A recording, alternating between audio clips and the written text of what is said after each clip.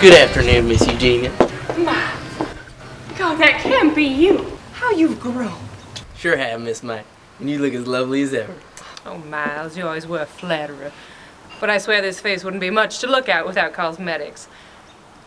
But is his good master ready to see me? Or am I to become another ornament on his lawn? Of course. He's just sitting down for his midday drink. Just in time. I wouldn't want to be cheated out of any of his fine liquors.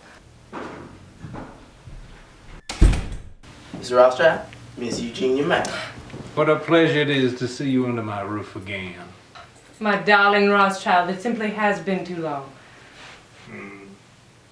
May I interest you in a libation to celebrate our reacquaintance? Allow me. After serving you and my parents' drinks after your galas, I probably know my way better than you. If you insist. It'll be like old times.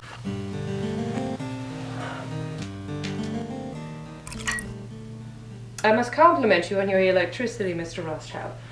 I've been trying to tell Pa it's all the rage, but you know him. He'll be buried with his candles. Yes, well, I'm sure it's not surprising to a city girl like you. I hear you're quite the socialite. Indeed I am. But frankly, Mr. Rothschild, I don't have a moment to spare for idle talk in the country, and I'd much rather discuss the business for which you called me here. And I find myself in a bit of a pinch to pay off my miscellaneous expenses. Aren't we all?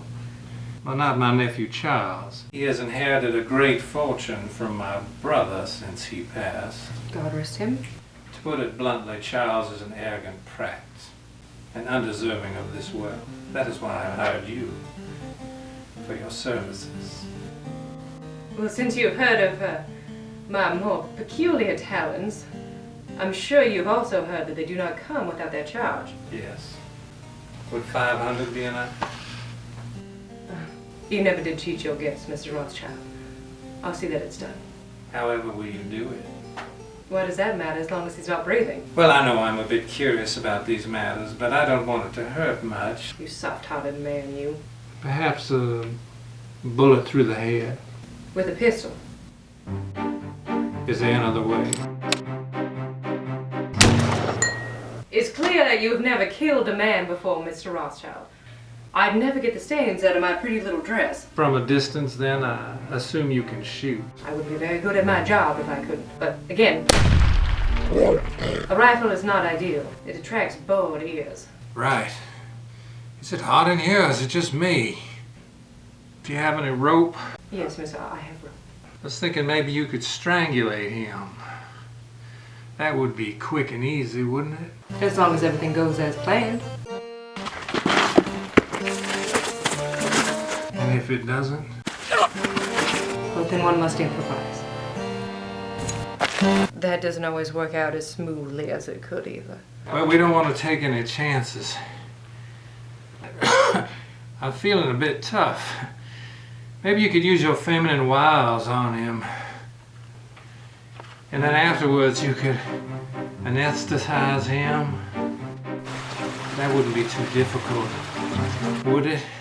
Mr. Rothschild, I must be frank. I have my methods, I use them, and I get results. Seeing as you don't have long to live, I might as well tell you what I intend to do with your nephew, if it gives your soul some reprieve before departing. I intend to put cyanide on my glove, and I intend for your nephew, like you, to take my hand and kiss it without so much as a thought. Now, if you don't think this will work, then I pray you steady your beating heart before it stops and tell me so. You!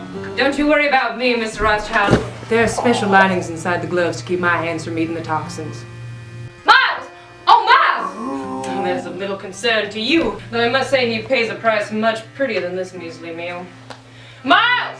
Oh, Miles! What's the matter, Miss May? It's Mr. Rothschild! He's having a heart attack or something. Quick, you get him help and I'll go run and fetch a doctor. Miss May, Godspeed.